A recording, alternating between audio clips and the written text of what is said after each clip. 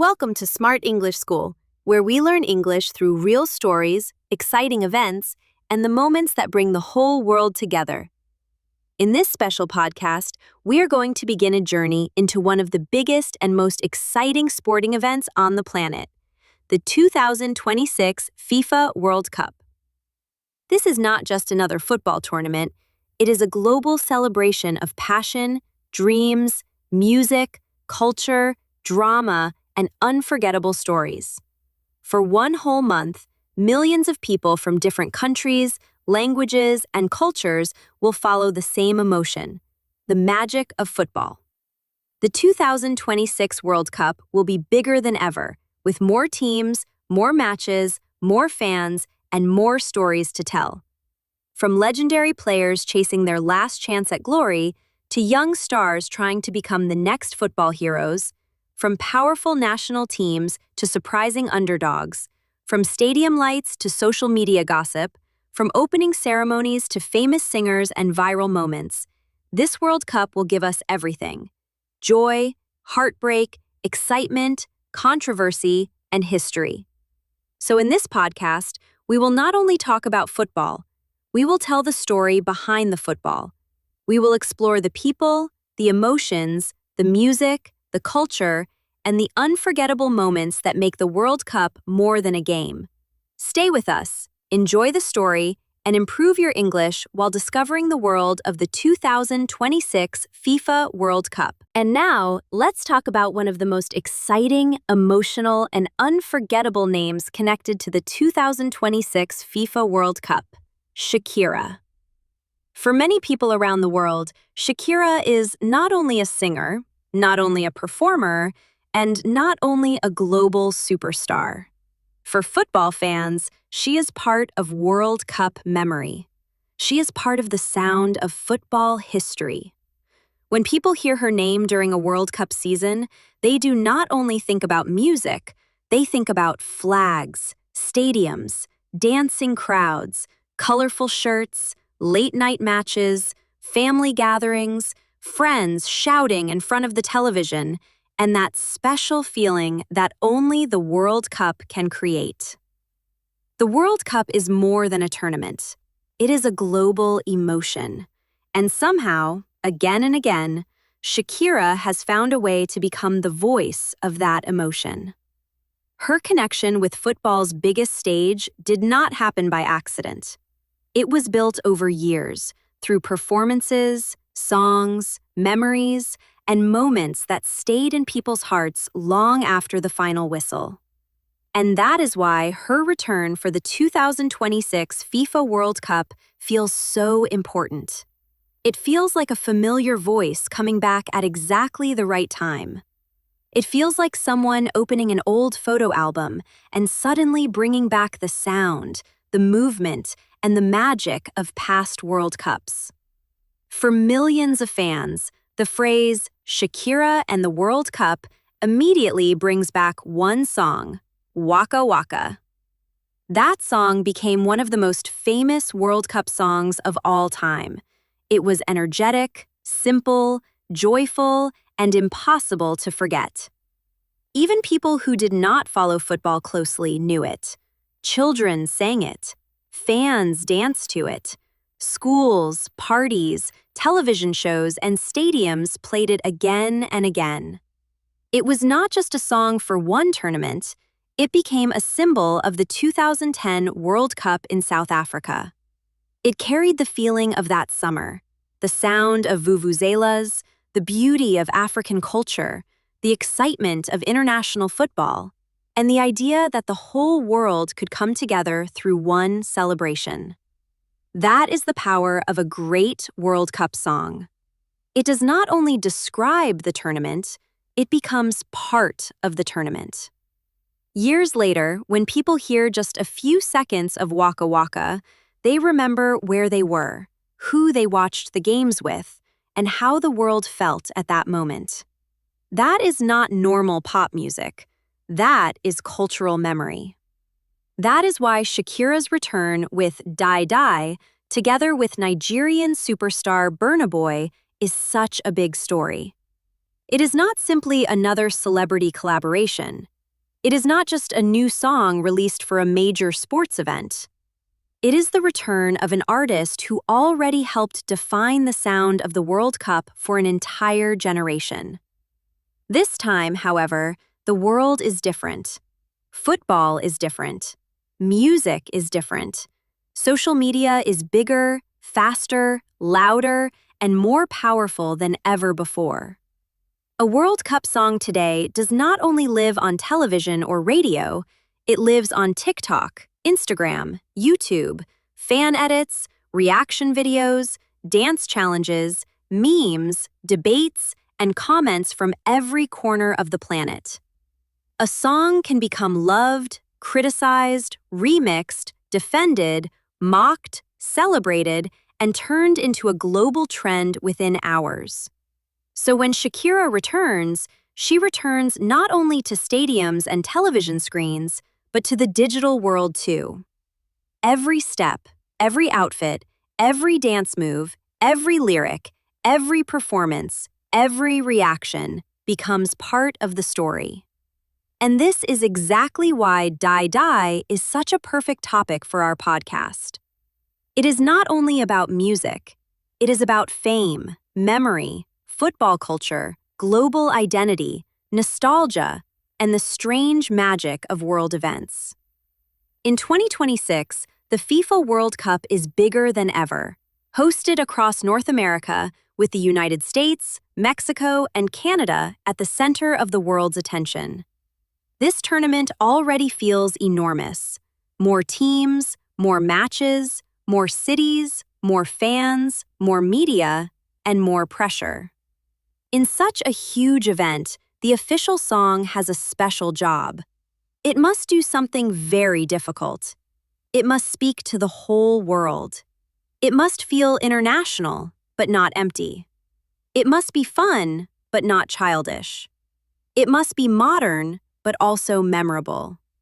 It must work in a stadium, in a car, in a classroom, in a party, in a fan zone, and in a short video on a phone screen. It must make people move, but it must also make them feel something. That is not easy. Many World Cup songs disappear quickly because they sound like marketing. They sound like a product. But the best ones feel alive. They feel like they belong to the people. This is where Shakira has always been strong. Her music often mixes languages, rhythms, cultures, and emotions. She can move between Latin pop, dance music, Arabic-influenced sounds, rock energy, and global rhythms without losing her identity. She understands performance not only as singing, but as movement, expression, and body language. When Shakira performs, she does not simply stand on a stage. She creates a visual moment. She knows how to make music feel physical. That is very important for football, because football itself is physical emotion. A goal is not only a point on the scoreboard, it is a jump, a scream, a hug, a tear, a fall to the ground, a shirt pulled over the face, a stadium shaking with sound.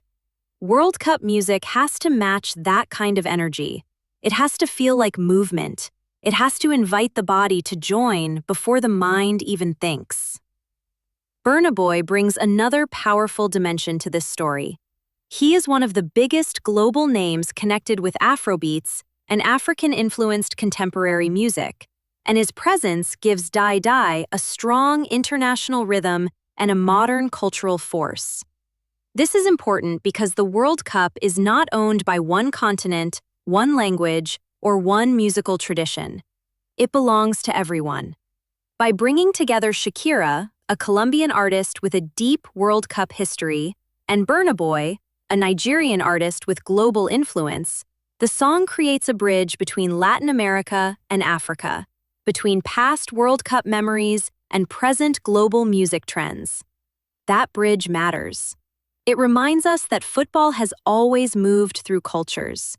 Think about the game itself: Brazilian flair, Argentine passion, African rhythm and power, European tactics, Asian discipline and speed, North American spectacle, Middle Eastern atmosphere, and fans everywhere adding their own color. The World Cup is not just 11 players against 11 players. It is a meeting point of human expression. So a song like Dai Dai is not only background music, it is part of the way the tournament tells us who it wants to be. It says, this is global, this is rhythmic, this is emotional, this is young, this is historical, this is entertainment, and this is bigger than football alone. Of course, whenever Shakira returns to the World Cup, comparison is unavoidable. People will immediately ask, is Dai Dai better than Waka Waka? Can anything be better than Waka Waka? Is it fair to compare a new song to a song that has already become a memory? This is where the gossip begins. And honestly, this is where the story becomes even more interesting. Some fans will love the new song immediately because Shakira is back. Some will say nothing can ever match the magic of 2010. Some will prefer Burna Boy's part. Some will complain that World Cup songs are too commercial now. Some will say the song is made for viral dances, not for football fans. Others will defend it and say that every generation deserves its own World Cup sound. And that debate is part of the fun. A World Cup song is never only judged by musical quality. It is judged by emotion, timing, memory, and results. If the tournament produces unforgettable matches, dramatic goals, beautiful fan scenes, and historic moments, the song becomes stronger because it attaches itself to those memories. A song can grow during a tournament. At first, people may say, it is okay. Then they hear it before a dramatic match. They hear it after a last-minute goal. They hear it in a video of fans crying with happiness. They hear it when their national team wins a game nobody expected. Suddenly, the song is no longer just a song. It becomes a container for emotion. This is exactly what happened with many major sports songs in the past. The music and the moment become impossible to separate. So maybe the real question is not whether Dai Dai can defeat Waka Waka. Maybe the real question is, what memories will Dai Dai carry by the end of the 2026 World Cup? Will people remember it as the song of a new football era? Will it become the sound of a young star's breakthrough? Will it be connected to a shocking underdog story? Will it play behind videos of fans from 48 countries celebrating together? Will it become a dance challenge that children copy in schools and homes around the world? That is the fascinating thing about World Cup music. Its final meaning is not decided on release day, it is decided by the tournament itself. Shakira understands this better than most artists because she has lived it before. She knows what it means for a song to escape the stage and belong to the public. She knows that a World Cup song must travel. It must travel across languages, it must travel across cultures, it must travel from professional dancers to ordinary fans who just want to move their shoulders and smile. And she also understands that the World Cup is a rare event where music can feel universal without needing to be complicated. The language of the World Cup is simple but powerful. Hope, pride, fear, excitement, unity, rivalry, and dreams. Every country arrives with a different story. Some teams come to win the trophy. Some come to prove they belong. Some come with golden generations. Some come with young squads. Some come with pressure from millions of fans. Some come with nothing to lose. And around all these stories, the music creates atmosphere. It tells people, the show has begun. The world is watching. For Shakira personally, this return also adds another chapter to her image as a global performer who can survive different eras of pop culture. Many artists have one big moment and then disappear from the center of attention.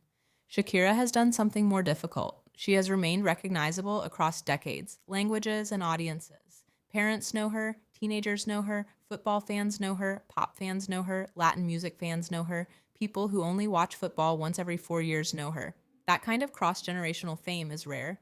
It means that when she appears at the World Cup, she brings nostalgia for older fans and curiosity for younger ones. For someone who remembers 2010, her return feels emotional. For someone who was too young to remember Waka Waka, Dai Dai might become their first Shakira World Cup memory. That is beautiful because the World Cup itself works in the same way. Every generation has its own tournament. Older fans remember Maradona, Zidane, Ronaldo, Ronaldinho, Messi, Cristiano Ronaldo, and many more. Younger fans will remember new heroes, new celebrations, new heartbreaks, and new songs. Shakira's return connects these generations. She is like a musical bridge between the World Cup we remember and the World Cup we are about to experience. And then there is the visual side of the story. World Cup performances are not small concerts. They are global images. The stadium, the lights, the dancers, the flags, the television cameras, the players waiting, the fans singing, the fireworks, the giant screens, everything is designed to create a sense of scale. When Shakira steps into that environment, she is not just performing for the people in the stadium, she is performing for billions of eyes. For people watching in different time zones, in different languages, with different emotional connections to the game. That pressure is enormous, but that pressure is also what makes the moment exciting. A normal song release can be ignored. A World Cup performance cannot be ignored. It becomes news. It becomes clips. It becomes discussion. It becomes reaction. The World Cup begins as a party before it becomes a battle. Shakira has always understood this party side of football. Her World Cup music is not cold, distant, or overly serious. It is warm, physical, colorful, and inviting. It tells people do not only watch, participate, sing, dance, feel, remember. And Burna Boy's presence strengthens that invitation with a rhythm that feels current and global. Together, they give Dai Dai a chance to become one of the defining sounds of 2026. Will everyone love it? Probably not. No World Cup song is loved by everyone. Some fans always prefer older songs. Some people dislike official anthems because they feel too polished. Some want pure football without celebrity entertainment. Others believe the entertainment is part of the modern game, but whether people love it or criticize it, they will talk about it. And sometimes that is exactly what a World Cup song needs. It needs attention. It needs emotion. It needs people to argue, dance, react, and share. Silence is the real enemy. A song connected to the World Cup must live in public. It must become part of the noise. And Shakira knows how to create noise in the best sense of the word. From Waka Waka to Dai Dai, her journey shows us how the World Cup changes, but also how some feelings remain the same. The stadiums change, the players change, the host countries change, the technology changes, the social media platforms change, but the basic dream remains. For a few weeks, the world gathers around one story. Every goal feels bigger. Every mistake feels heavier. Every song feels louder. Every celebration feels more colorful. In that world, Shakira is not just a singer returning with a new track. She is a symbol of World Cup memory, returning with a new chapter. She reminds us that football is not only played on the pitch, it is also felt in the music, the streets, the dances, the voices, and the stories we carry for years. So when we say Shakira is back, we are not only announcing a performance. We are opening a door to the past and the future at the same time. We remember Waka Waka, but we also wait to see what Dai Dai will become. We remember South Africa 2010, but we look toward North America 2026.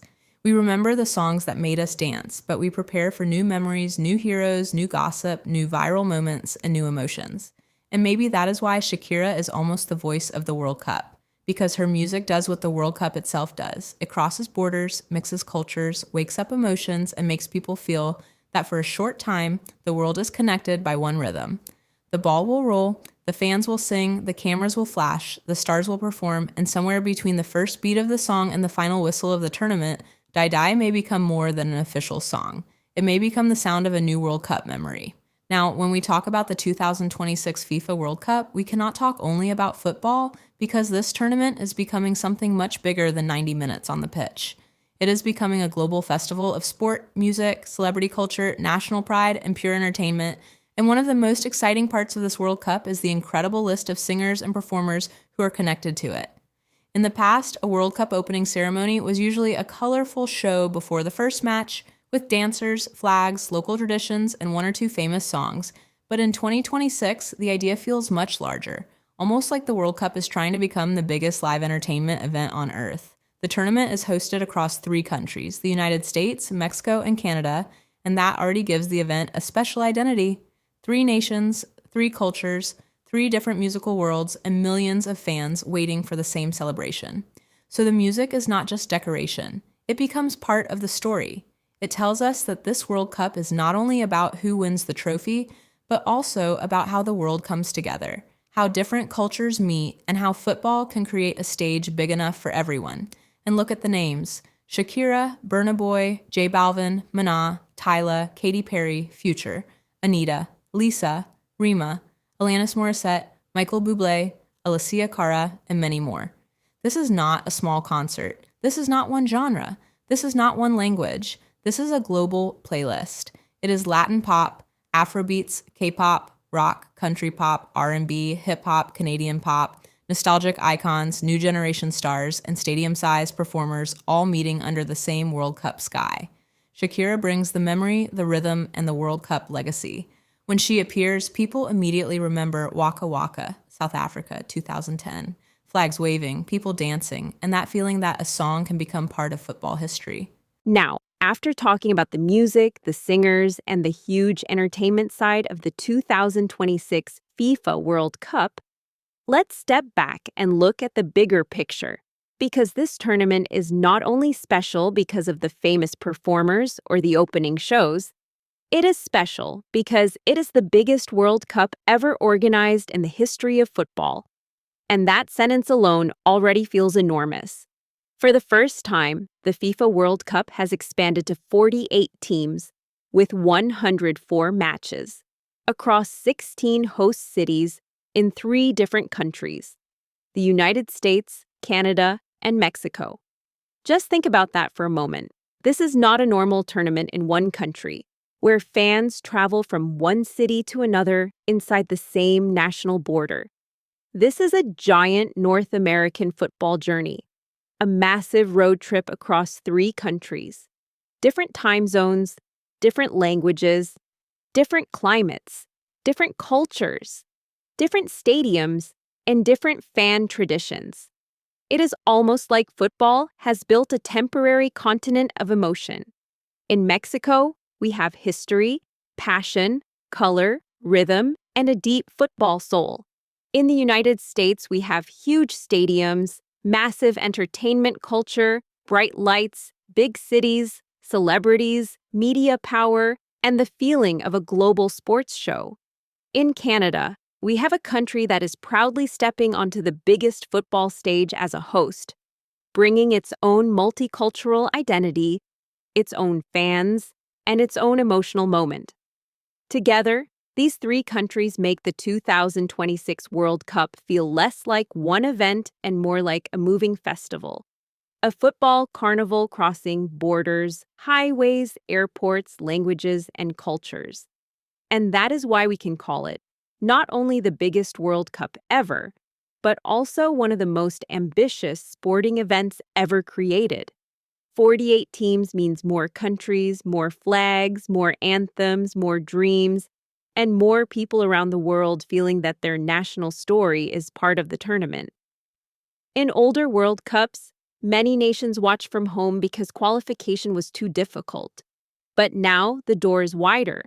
More teams can enter the stage. More players can say, "I played in a World Cup." More fans can say, "My country was there."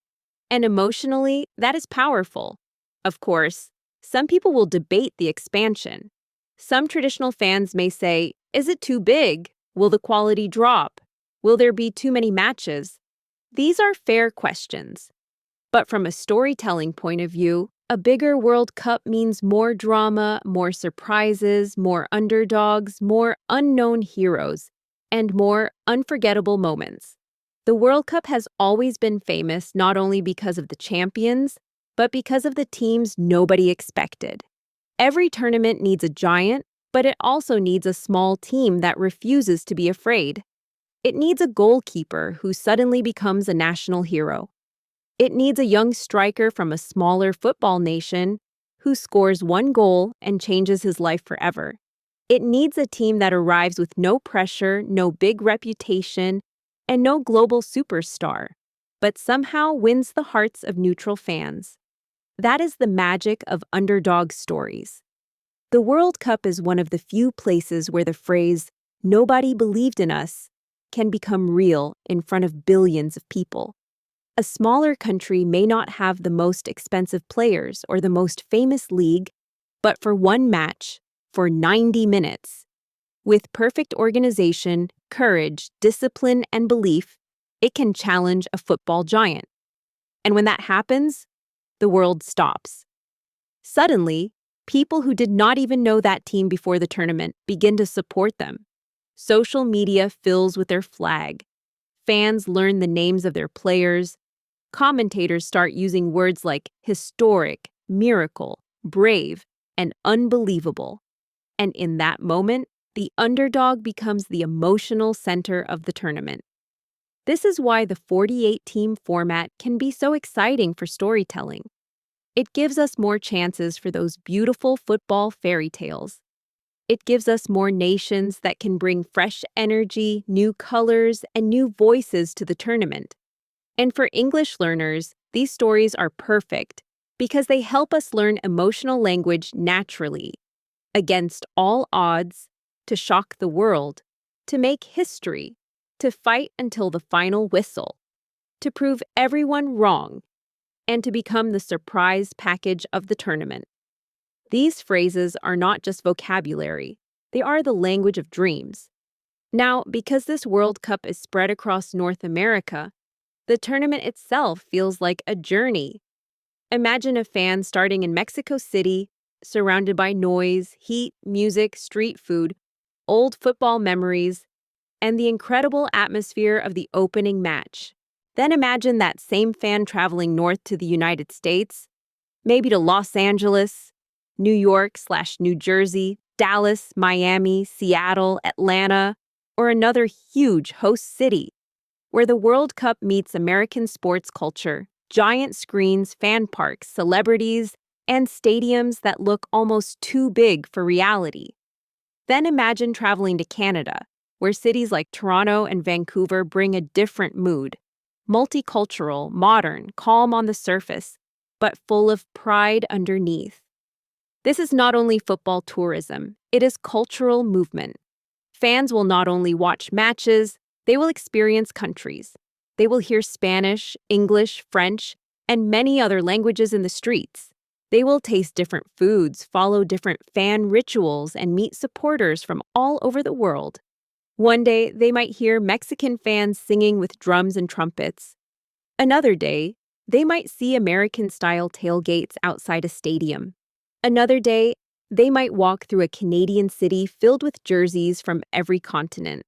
This is why the 2026 World Cup can be described as one giant football festival. The matches are the center, but the streets are also part of the story. Airports become football zones. Metro stations become fan parades. Restaurants become mini stadiums. Public squares become living rooms for thousands of strangers. People who cannot speak the same language can still point to a jersey, smile, and understand each other. That is the strange beauty of the World Cup. It turns strangers into temporary neighbors. It turns cities into theaters. It turns ordinary days into memories. And the opening ceremony in Mexico City is the emotional doorway into all of this. There is something deeply symbolic about starting the biggest World Cup ever in Mexico City.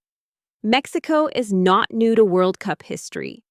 It is one of the great football cultures of the world, and Mexico City carries memories from previous tournaments, legendary players, unforgettable goals, and generations of fans who grew up with football as part of their identity.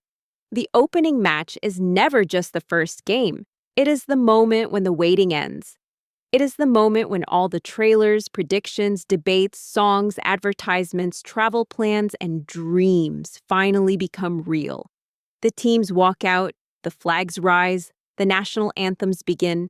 Fans sing with their hands on their hearts. The camera moves across faces full of nerves, pride, tears, and excitement. And before the ball moves, the whole world feels the same thing. Here we go. In Mexico City, that feeling has an extra layer because of Mexican identity, history, and culture. The ceremony can bring together modern music, traditional rhythms, bright colors, dancers, symbols of ancient heritage, and references to Aztec and Mexican cultural memory. This matters because a World Cup opening ceremony is not just entertainment. It is a host country introducing itself to the world. It says, "This is who we are. This is our history. This is our music. This is our pride. Welcome."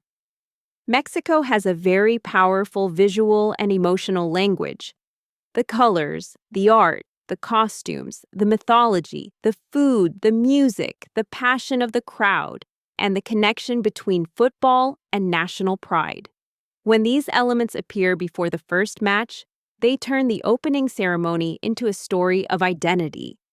It is not only about the global audience, it is also about the host nation looking at itself and saying, "This is our moment." And of course, the opening match atmosphere is one of the most emotional parts of any World Cup. The host nation carries pressure that is difficult to explain. Everyone expects the home team to start well. The players know their country's watching. The coach knows that one bad result can change the mood of an entire tournament. The fans want joy from the first whistle. The stadium wants a goal. The media wants a headline. And the world wants drama. This pressure creates a special kind of tension. Even a simple pass feels important. Even a corner kick feels dangerous. Even a missed chance can make 80,000 people hold their heads at the same time. This is why the first match is always more than football. It is ceremony, pressure, national emotion, and global theater all in one. After the opening, the tournament begins to grow. City by city, match by match, story by story. And one of the biggest stories will be the superstars. Every World Cup has its famous names. The players who arrive with the weight of millions on their shoulders. Some are already legends. Some are chasing their first major international success. So stay with us at Smart English School as we follow the biggest World Cup ever. Not only to talk about football, but to understand the emotions, the culture, the drama, the vocabulary, and the unforgettable human stories behind the beautiful game.